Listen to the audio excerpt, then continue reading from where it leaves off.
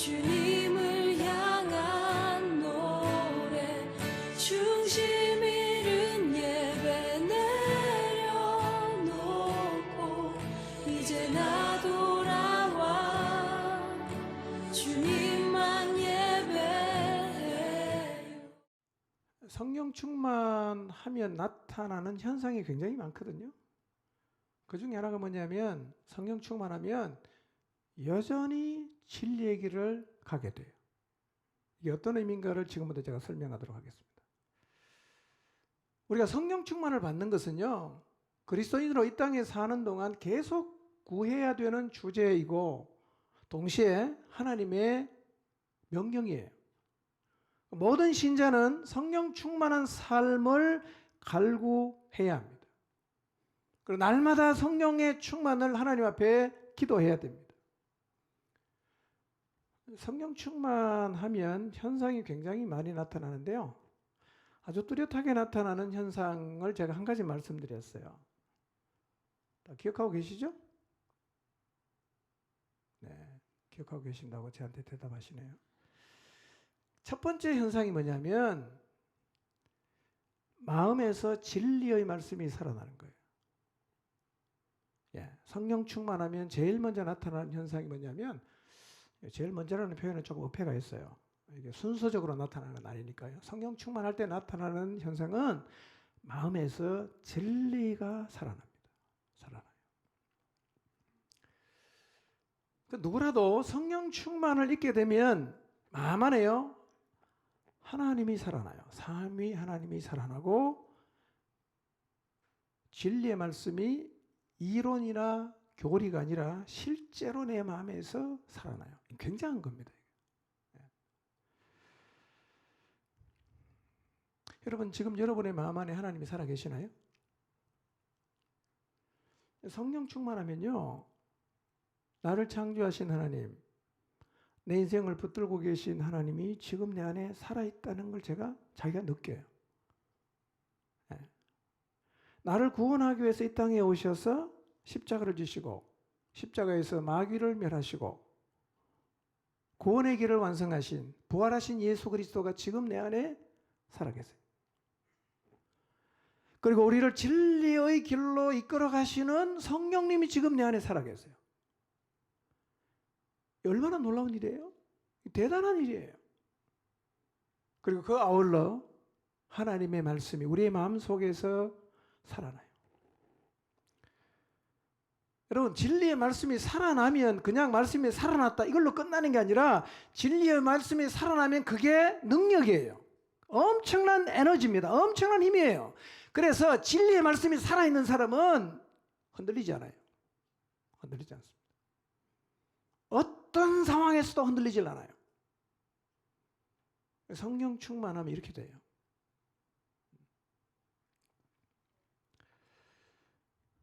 제 경험을 말씀드리면 여러분도 동일할 것인데요. 성령 충만을 입는 데 들어가는 에너지보다 성령 충만을 입지 않아서 빠져나가는 에너지가 훨씬 더 큽니다. 무슨 말인지 이해가셨나요? 성령 충만을 받기 위해서 내가 쏟아붓는 에너지보다 성령 충만을 안 받아서 내 안에서 빠져나가는 에너지가 훨씬 더 많아요. 이건 아십니까? 성령의 충만을 입으면 상황에 요동하지 않고 마음의 평강을 누리기 때문에 우리가 인생 가운데서 겪는 여러 일들 가운데서도 에너지가 빠져나가질 않습니다. 충만해요, 항상. 그런데 성령의 충만을 입지 못하게 되면 일상에서 겪는 아주 사소한 일 가운데서도 에너지가 너무 많이 빠져나가는 거예요. 너무 삶이 힘겨워요. 지쳐요. 괴로워요. 두려워요. 불안해요. 그래서 성령 충만을 받는데 내가 들어가는 에너지보다 안 받아서 나가는 에너지가 훨씬 더 많기 때문에 성령 충만한 삶을 경험한 사람은 이게 얼마나 가치 있는지를 알아요. 그래서 더 성령 충만한 삶을 구하게 되는 거예요. 이게 훨씬 더 이익입니다.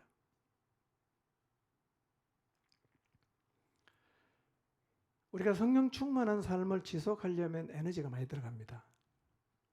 그래도 그것을 받지 못해서 빠져나가는 에너지보다는 훨씬 더 적은 에너지가 들어가요. 그래서 성령 충만을 구하는 것은 정말 지혜로운 거예요. 지혜로운 거예요. 그리고 충분히 가치가 있습니다. 여러분의 성령 충만한 삶을 살기 위해서 예를 들어서 200이라는 에너지를 매일 투자한다고 해도 그것은 아주 가치가 있습니다. 가치가 있어요. 자, 이것과 연관해서 성령 충만할 때 나타나는 두 번째 현상을 제가 말씀드리겠습니다. 자, 질문을 먼저 하나 드릴게요. 우리의 삶에서 일어나는 모든 상황들을 조금의 요동함이 없이 받아들이는 것이 가능할까요? 여러분 삶에서 온갖 일을 다 겪죠. 이런 일도 겪고 저런 일도 겪는데 이 모든 상황 가운데서 내가 좀 더 요동하지 않고 이 상황들을 받아들이는 것이 가능할까요?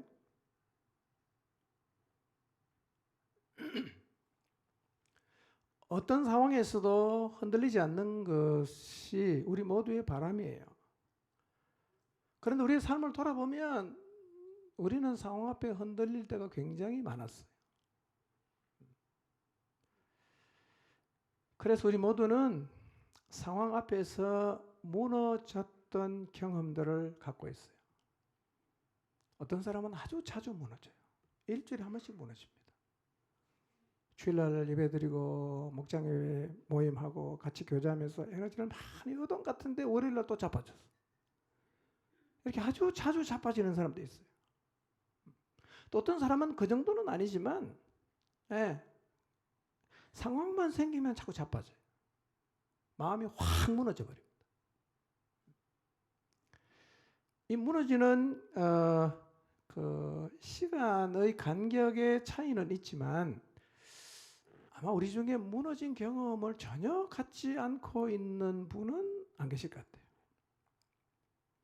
우리는 무너지는 걸 좋아하지 않습니다. 그런데도 자꾸 무너져요. 다시 무너지지 않겠다고 결심을 해도 또 무너지고 또 무너져요. 왜 우리가 자꾸 이렇게 무너질까요? 살다 보면 소위 말하는 시험에 들게 하는 일, 낙심에 빠지게 하는 일, 우리의 마음을 무너지고 녹아지게 만드는 일들이 실제로 많이 일어나요. 우리 인생길에는 늘 굴곡이 있어요. 어떤 경우는 하나님과 우리의 수준이 너무 차이 나서 하나님이 우리에게 좋은 거라고 줬는데 우리는 하나님 앞에 왜 이런 걸 주냐고 막 아우성을 치고 마음이 무너지기도 하지요. 거기에다가 우리 안에 있는 죄성과 왜곡된 성품들도 우리 마음이 무너지게 하는데 일조를 합니다. 최근에 마음이 무너진 적이 있었던가 한번 생각해 봤어요. 최근에 내 마음이 완전히 그냥 물이 녹아내리듯이 그렇게 녹아내렸던 적이 있었던가 한번 생각해 봤어요. 어떤 일 때문에 그렇게 마음이 무너졌나요? 자녀 때문이었나요?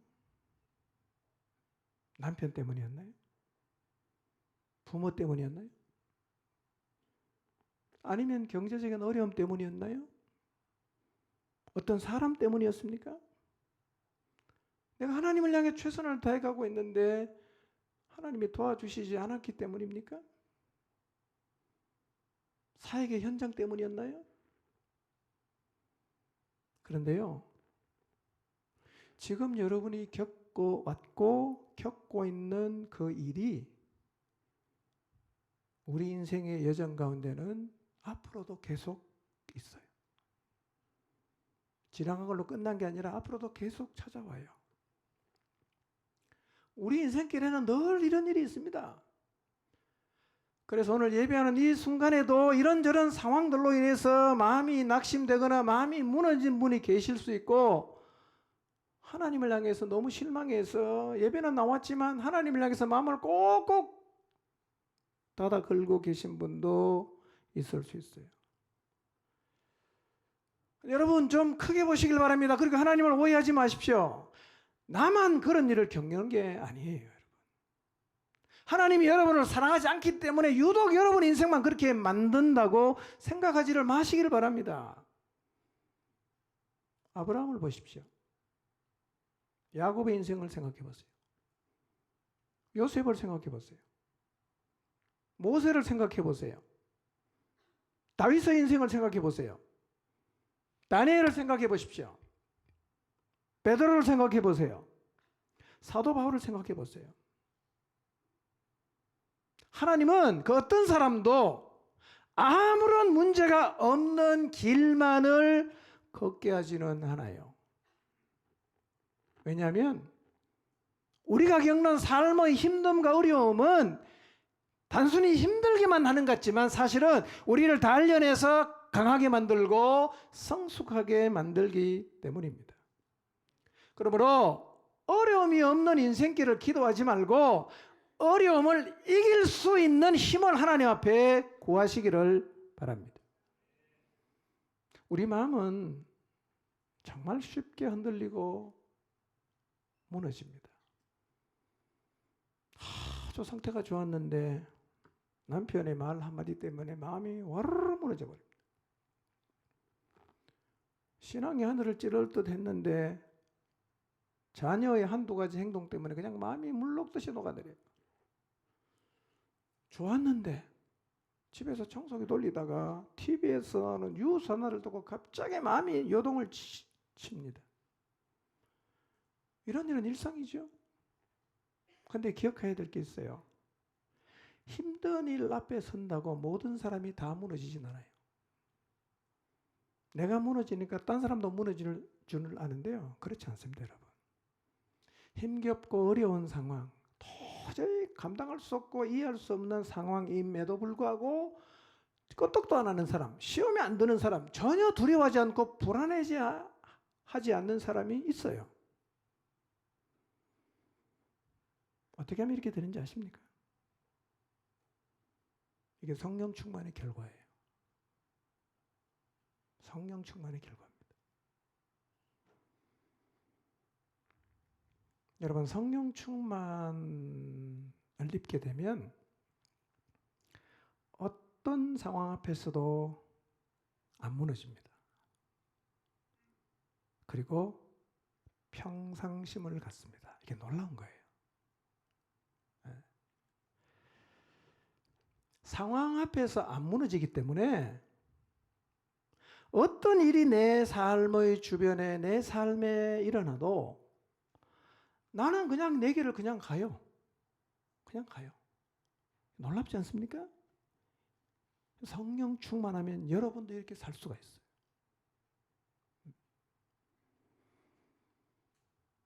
그러니까 성령으로 충만해지면요, 내 삶에서 아무리 힘든 일이 생겨도 일단 마음이 안 무너집니다. 그러니까 그 일은 그 일대로, 하나님이 내게 주신 사명은 사명대로 그냥 감당하면서 가요. 꼭 경험해 보시기 바랍니다. 예, 여러분도 성령 충만을 경험하면 반드시 이런 경험을 하게 됩니다. 여러분, 감당할 수 없는 일을 만나도 마음이 안 무너지면요, 내가 가던 사명의 길을 그냥 계속할 수 있거든요. 이런 거예요. 남편이 너무 힘들게 합니다. 근데 희한하게 내 마음이 안 무너지는 거예요. 남편이 힘들게 하는 건 힘들게 하는 거고, 나는 그냥 하나님이 내게 걷게 하신 길을 그냥 평상심을 가지고 걷는 게 가능하단 말이에요.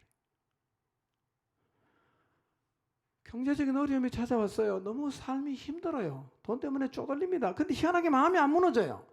그러니까 쪼들리는 거는 쪼들리는 거고, 나는 여전히 성령의 인도를 따라 내가 걸어가야 할 길을 갈 수 있어요. 이해할 수 없는 일이 일어났어요. 근데 내 마음이 안 무너져요. 그 일은 그 일이고, 나는 진리의 이끌림을 받아서 나의 길을 가요. 하나님을 향해 서운한 일을 겪었어요. 근데 희한하게 마음이 안 무너져요. 그 일은 그 일이고 나는 하나님이 걷게 하신 길 걸어간다. 어떻게 그게 가능할까요? 여러분, 성령 충만하다는 말은 내 안에 누가 살아있는 거죠? 하나님이 살아계시고 또 뭐가 살아있다고요? 진리의 말씀이 살아있어요. 하나님 날 사랑하잖아. 하나님 내 인생 붙들고 있잖아. 하나님 내 인생 책임지잖아. 하나님 내 삶을 인도하잖아. 모든 것이 합력해서 다 선이 되잖아. 내 안에 성령 충만하면 그게 다 받아들여져요. 그러니까 그게 별로 문제가 안 돼요. 만약에 여러분이 이런 모습을 지금 이미 보이고 있다면 여러분은 성령 충만한 거예요. 그 상태를 계속 유지하십시오. 그러면 여러분은 놀라운 하나님의 사람으로 살아갈 수가 있어요.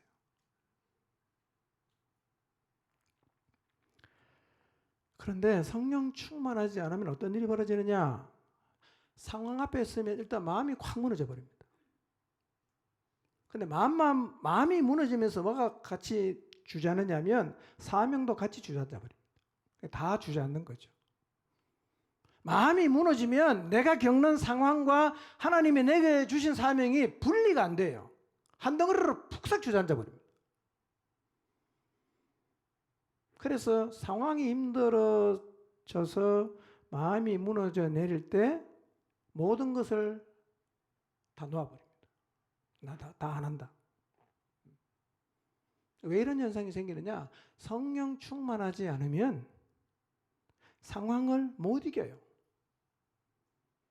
집에 가서 자녀가 조금 힘들게 하면 마음이 확 무너져 내려져서 다 놓아버립니다. 나 다 안 하겠다고. 경제적으로 조금만 어려워지면 마음이 확 무너지니까 모든 걸 다 안 놔버립니다. 기복이 굉장히 심하죠. 아무리 어려워도 그건 그거고 나는 내 길을 가야 돼요. 이게 뭡니까? 이게 성령 충만함을 입은 사람들의 삶의 모습인데 성령 충만하지 않으면 상황 앞에 마음이 무너져 내리면서 다 주저앉는 거예요.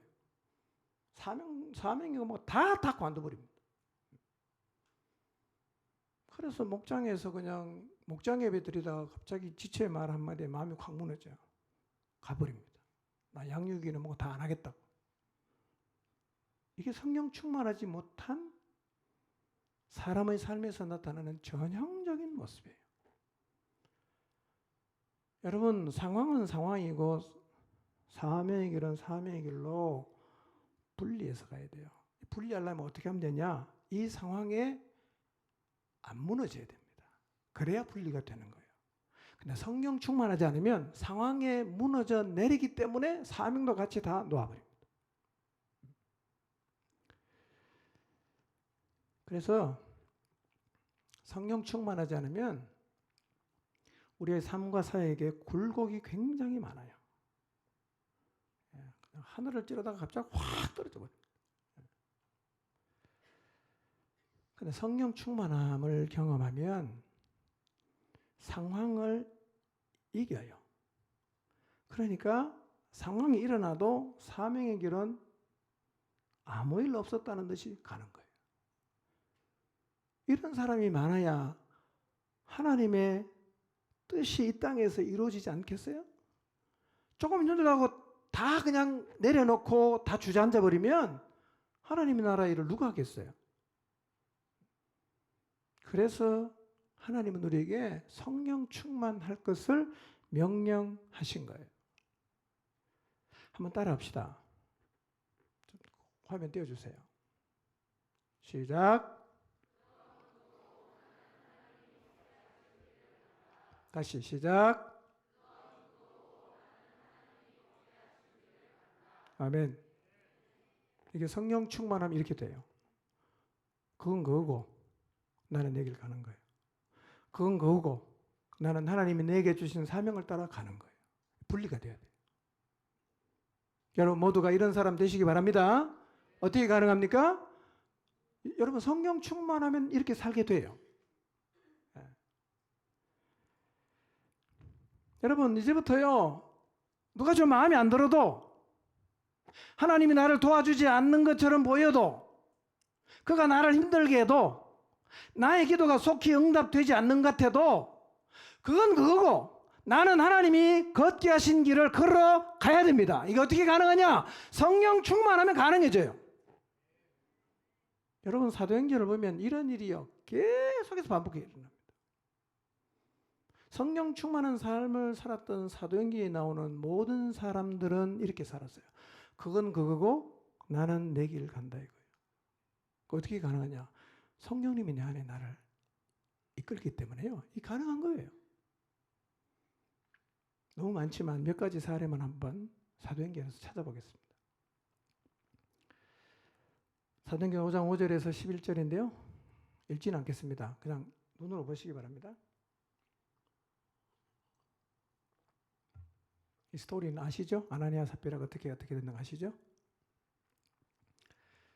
사실 이 사건은 굉장히 충격적인 사건이에요.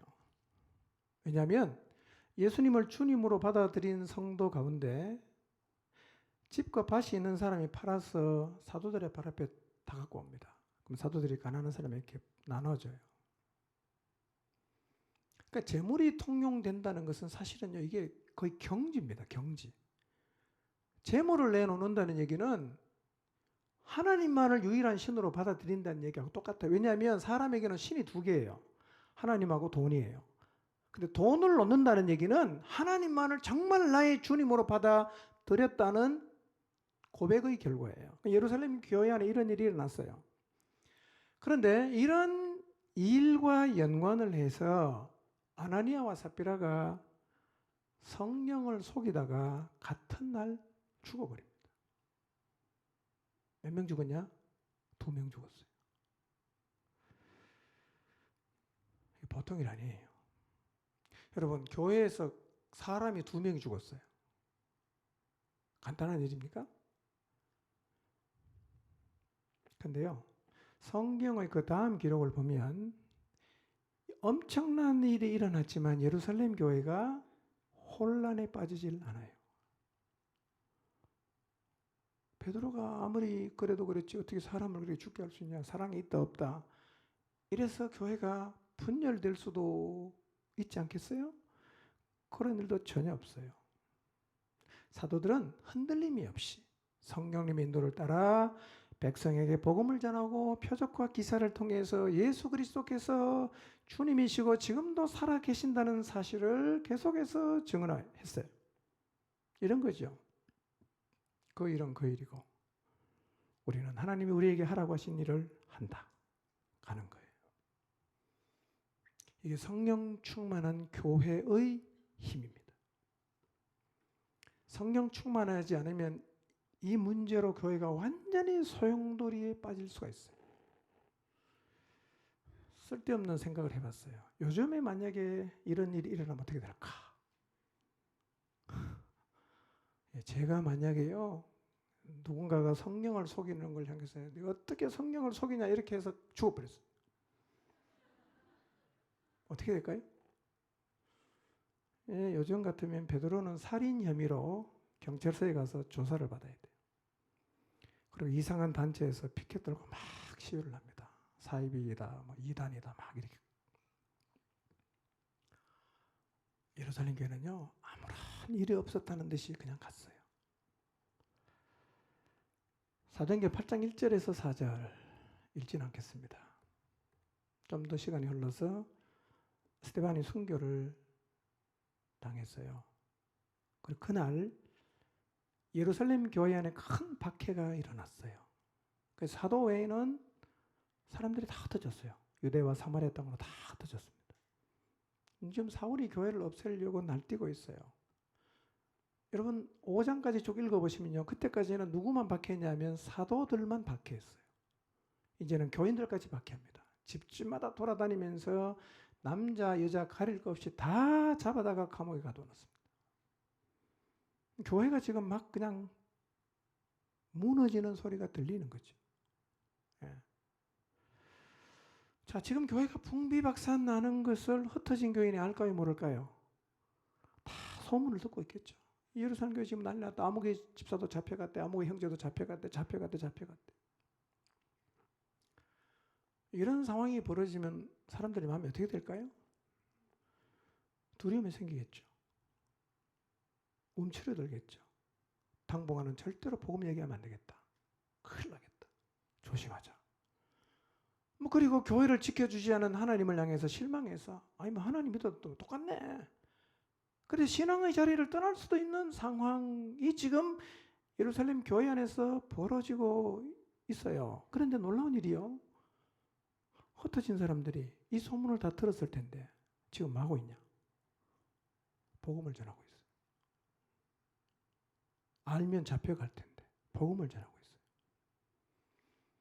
그러니까 엄청난 박해가 교회 안에 일어나서 많은 사람이 잡혀가고 있지만 흩어진 성도들의 마음 안에는 진리가 살아있어요. 그러니까 박해는 박해고 하나님 날 보냈으니까 나는 복음을 전해야 된다. 그래서 흩어진 사람들이 다니면서 다 복음을 전해서 사실은요 예루살렘 교회가 깨지면서 복음이 확 퍼져나간 거예요. 그러니 성령 충만하지 않은 사람 같은 흩어짐도 없어져 버립니다. 이 성령 충만이 놀라운 거예요.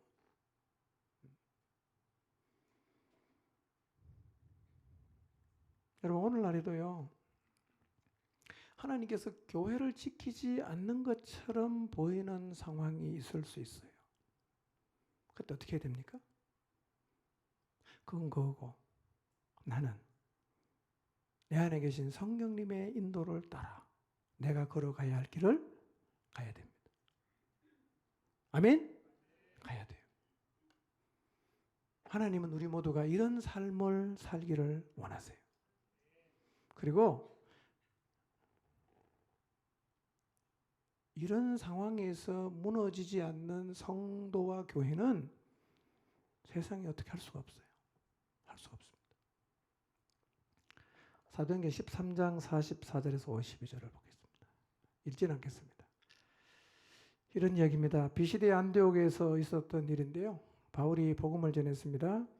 복음을 듣고 두 부류가 생겨났어요. 한 부류는 바울을 따르고 한 부류는 바울이 한 말을 반박하고 비방했어요.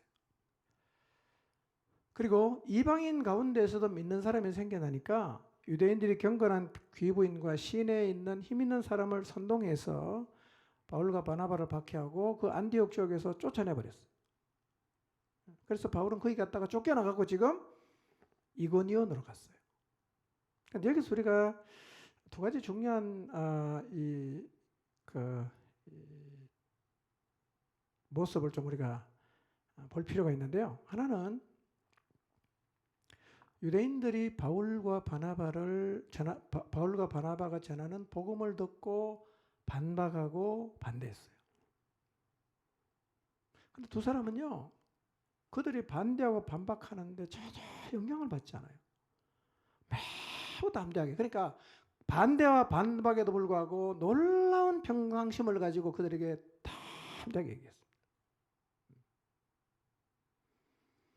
여러분, 복음을 전하다가 비방과 반박을 경험하신 분이 계시겠죠? 나가라! 그 다음에 비아냥거리거나 그런 반대를 경험하실 분이 계실 테요. 어떤 마음이 생기던가요? 막 기쁨이 넘치던가요? 아니면 부끄럽던가요? 두렵던가요? 어떻던가요? 그때 우리는 이 사도들의 반응을 배워야 됩니다. 그냥 반박은 반박이고 나는 그냥 성령 인도를 따라 가는 거예요. 이런 태도를 가지면 어떤 일이 일어나도 상관이 없어요. 이건 이거고 나는 그냥 가는 거예요. 이게 가능해요. 가능합니다. 안디옥에서 쫓아내니까 어떡합니까? 다 포기하자. 주님이 안 지켜주는데 우리가 굳이 이렇게 할 필요 있나? 이게 아니라요. 쫓아내니까 이고니온으로 가서 거기서 뭐 하느냐? 또 복음 전해. 여러분, 복음 전하다가 반박받거나 쫓겨나가는 이런 일을 당하면 우리 마음 안에 왜 하나님이 안 도우시는가? 내가 복음 전하는데 이런 대우를 왜 하나님이 받도록 내버려 두시는가? 이런 생각이 충분히 들 수 있거든요. 바울은 전혀 그렇게 생각하지 않아요. 쫓겨난 거는 쫓겨난 거고 그러면 여기 쫓아내면 저 동네 가서 전하면 되죠. 전혀 마음이 요동하지 않아요. 무너지질 않습니다. 여러분, 앞으로 이제 우리가 계속 복음을 전해야 되는데요. 복음 전하면 정말 여러 가지 상황을 겪어요. 비방도 받을 수 있고 조롱도 받을 수 있고 뭐 박해도 받을 수 있고 쫓겨날 수도 있고 문제받게 당할 수도 있고 그랬습니다. 그러니까 복음 전하러 가서 어떤 일을 당하든지 간에 항상 생각하시면 돼요. 그건 그거고 나는 내 길 간다 이거예요. 이 집에 안 받으면 저 집에 가면 되고 저 집에 안 받으면 또 저 집에 가면 되잖아. 아멘입니까?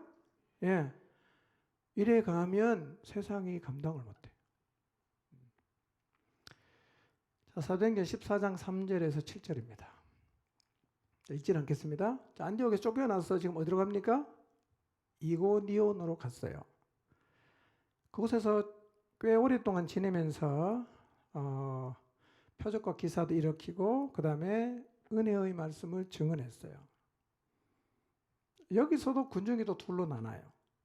하나는 바울을 따르는 무리가 있고 또 하나는 바울을 반대하는 무리, 두 부류가 생겼어요. 여기서는 안디옥보다는 좀 강도가 세졌어요. 이 사람들은 두 사도를 모욕하고 달려들어갔고 돌을 들어 치려고 했어요.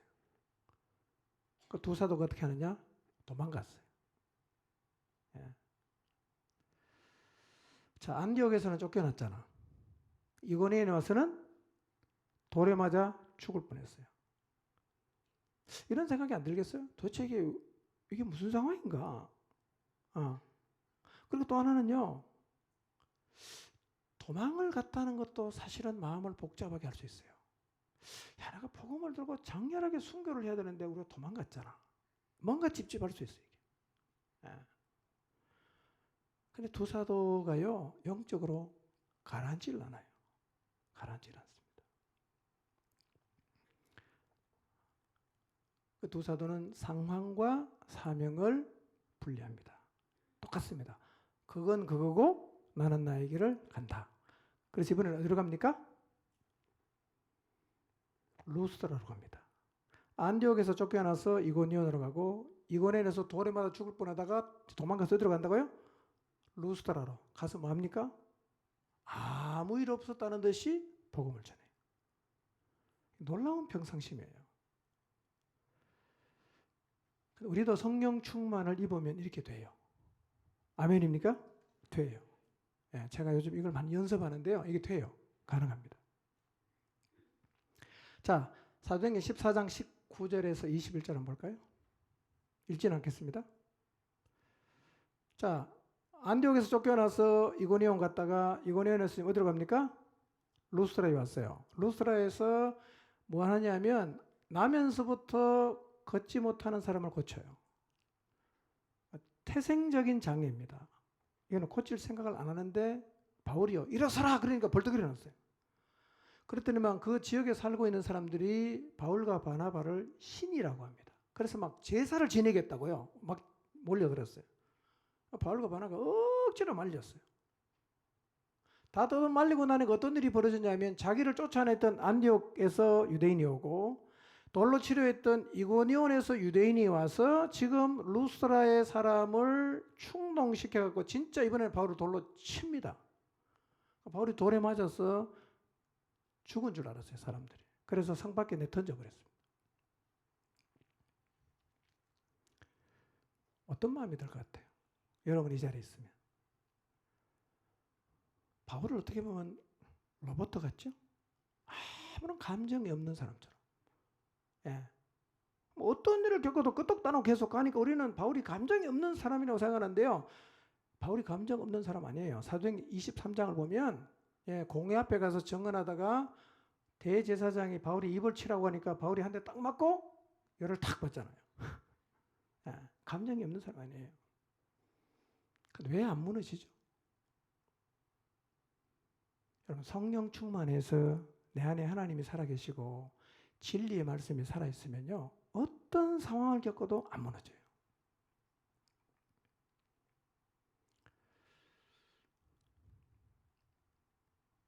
그러니까 바울이 지금 보세요. 쫓겨났죠? 돌에 맞을 뻔했죠? 실제로 돌에 맞았어요. 이런 일이 연이어서 세계 도시에서 계속 벌어졌어요. 이거는 바울 얘기이기 때문에 여러분이 별로 감동이 안 올 수가 있어요. 여러분이 피부로 느끼도록 제가 설명하겠습니다. 바울이 겪은 상황은 비할 바는 아니지만 이것하고 좀 비슷해요. 내가 열심히 주님을 섬기는데 사업이 계속 꼬이는 거예요. 한 번만 꼬이는 게 아니라 계속 꼬여요. 어떤 마음이 들까요?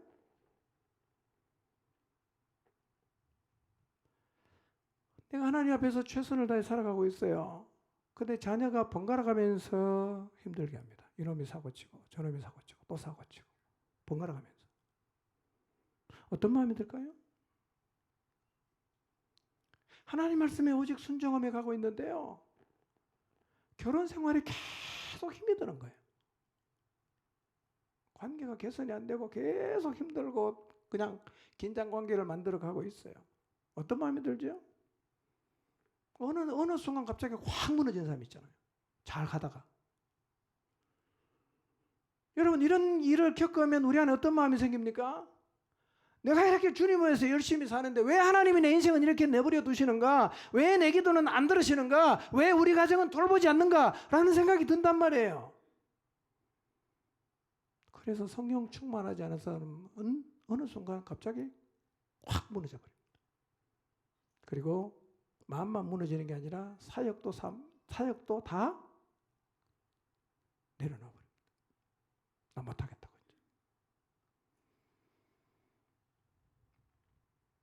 어떻게 이길 수 있죠? 어떻게 극복할 수 있어요?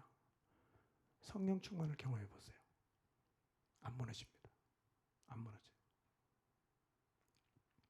사도행전 16장 25절에서 31절. 스토리는 여러분이 좀 아실 거예요. 바울과 실라가요, 귀신에게 사로잡힌 점을 쳐서 주인에게 돈벌이 해주는 귀신 들린 여자아이에게 귀신을 쫓아냈어요. 주인이 이제 돈벌이 할 수 있는 길이 없어졌으니까 바울과 실라를 잡아서 끌고 갑니다. 그리고 막 사람들이 그냥 얘기를 하니까 치안관들이 일단은 잡아라. 그래서 옷을 찢어서 벗기고 매질을 많이 합니다. 많이 맞았어요. 감옥에 갔어요. 이런 일을 당하면 어떤 마음이 들까요? 바울은 뭐 그 정도 아무런 문제가 없을 거라 이렇게 생각하시면 안 돼요. 틀림없이 고통스러웠을 거예요. 매를 맞아보세요. 공중 앞에서 옷이 다 찢겨지는 경험을 한번 해보세요. 마음이 힘듭니다. 죄를 안 지었잖아요. 억울하게 잡혀가서요. 옷을 다 벗기고 매를 그냥 많이 맞고 감옥에 갇혔으니까 가만히 생각해보면 수치감, 모욕감, 억울함, 분노, 하나님을 향한 서운함, 하나님께 막 그냥 삿대질하면서 대들고 싶은 마음이 밀려왔겠죠. 근데 바울과 실라는요, 안 무너져요. 여전히 자기 길을 가요. 뭘 보면 하냐? 감옥에서 뭐 합니까? 기도하잖아.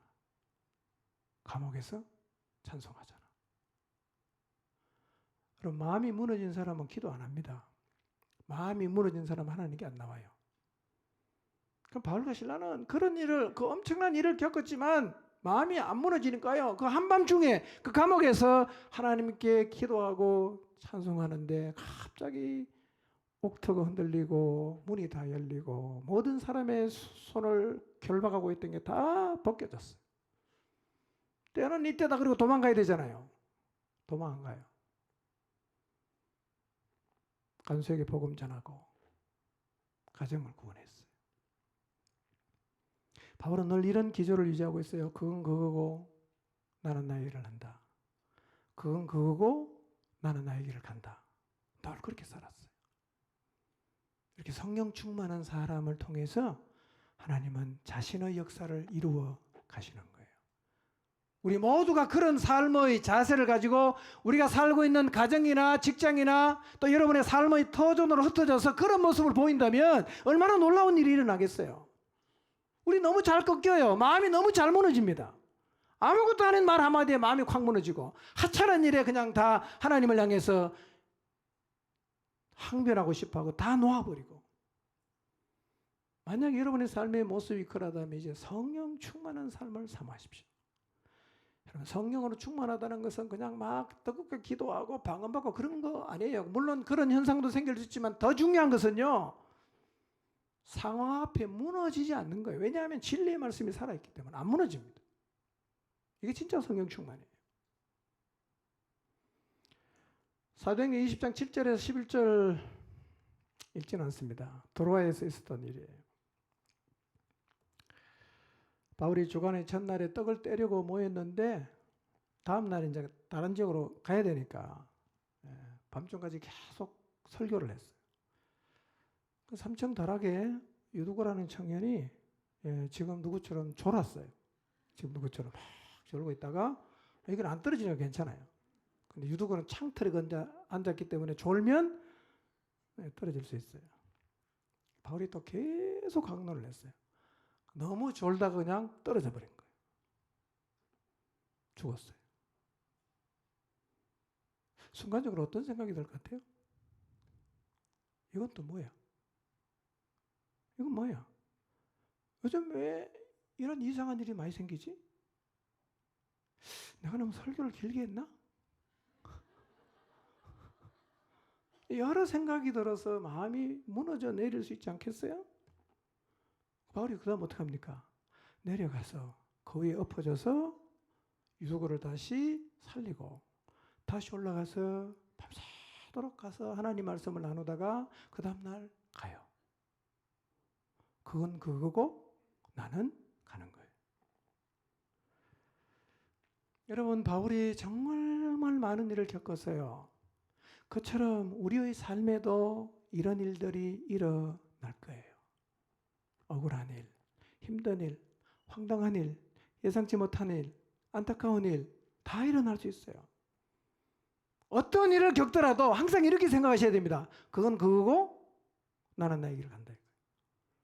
근데 이게 그냥 그렇게 소리친다고 되는 게 아니에요. 이게 가능해지려면 뭐가 필요하죠? 성령 충만해야 이게 가능하단 말이에요. 하나만 더 볼까요? 21장 37절에서 40절 읽지는 않습니다. 오늘 본문인데요. 예루살렘을 방문한 바울이 성전에 들어갔다가 아시아에서 왔던 어떤 유대인들에게 잡혀요. 잡힌 이유는 뭐냐면 오해죠. 바울이 이방인을 데리고 성전 안에 들어간 줄로 생각하고 성전을 더럽혔다고 바울을 잡은 거예요.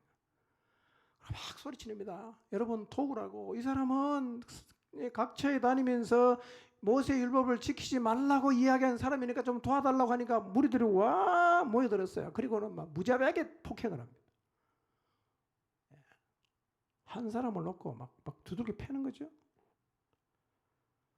예루살렘 안에 소요가 일어났다는 소식을 듣고 천부장이 급히 출동을 하고 도착한 이후에야 폭행이 겨우 멈췄어요.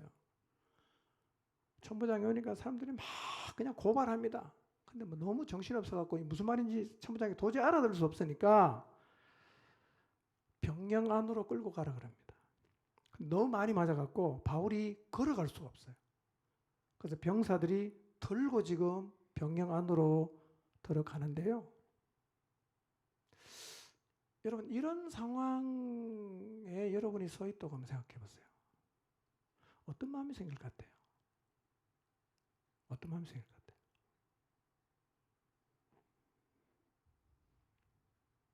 너무 위축이 되고요.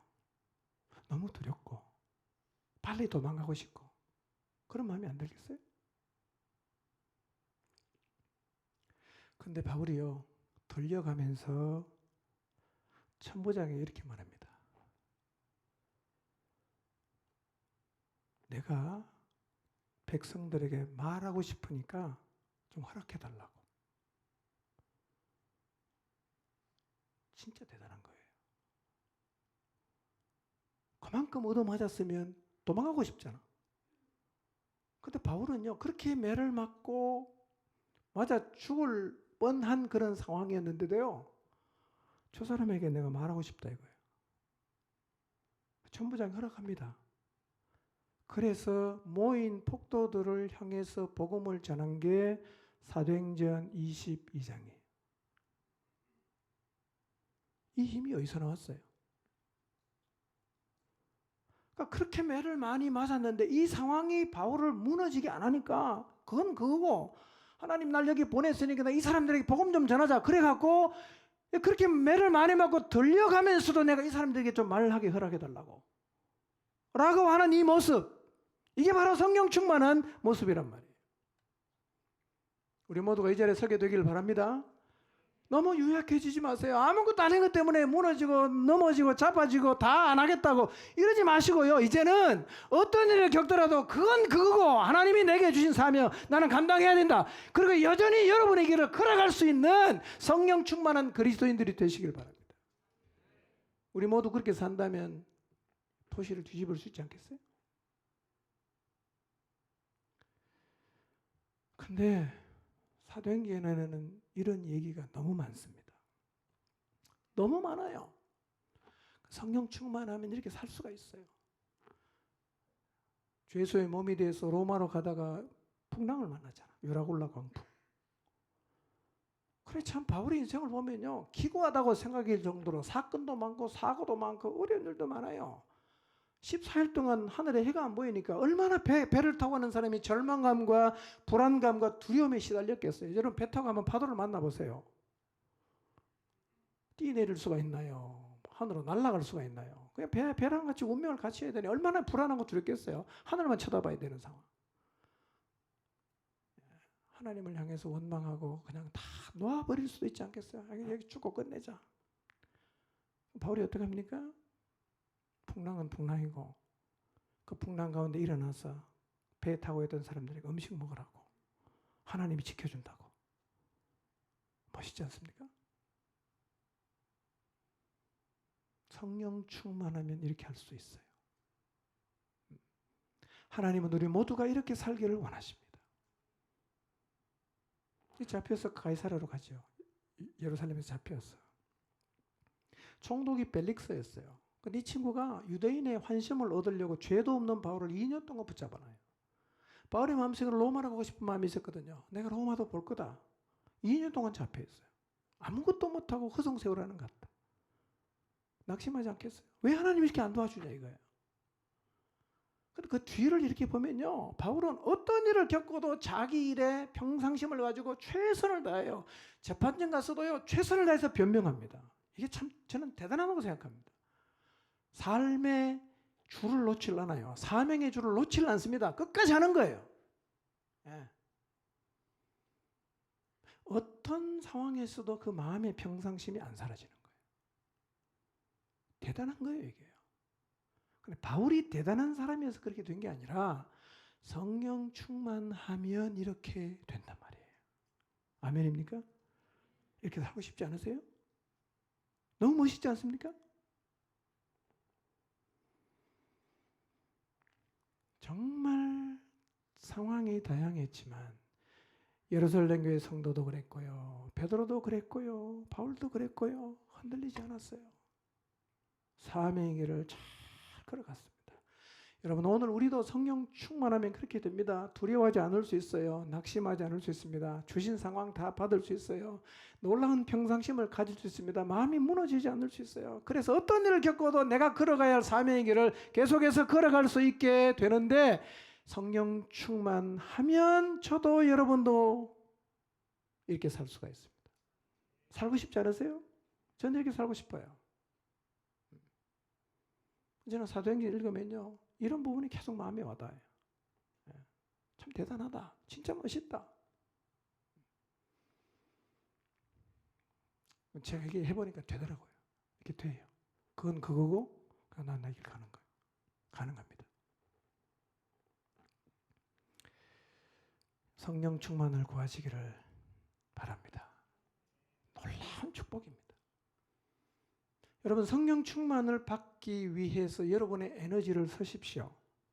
그게 성령 충만 안 받아서 빼앗기는 에너지보다 이게 훨씬 적게 들어가고 그리고 얻게 되는 복은 훨씬 더 큽니다. 성령 충만을 계속해서 구하십시오.